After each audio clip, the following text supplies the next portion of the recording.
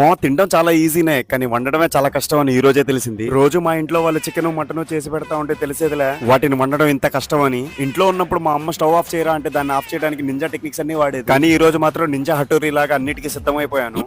సిద్ధం అంటే గుర్తుకొచ్చింది, ఇప్పుడు టైం కరెక్ట్ గా 11 అయ్యింది. మా చపాతీకి ఏ పిండి వాడతారో కూడా తెలియని మేము ఈ రోజు చపాతీలు కూడా చేసేస్తున్నాము. ఏంట్రా చపాతీలు ప్లేట్ మీద చేస్తున్నారని మాత్రం అడగొద్దు మామ. ప్రెసెంట్ మా దగ్గర ఉన్న ఆయుధం అదొక్కటే.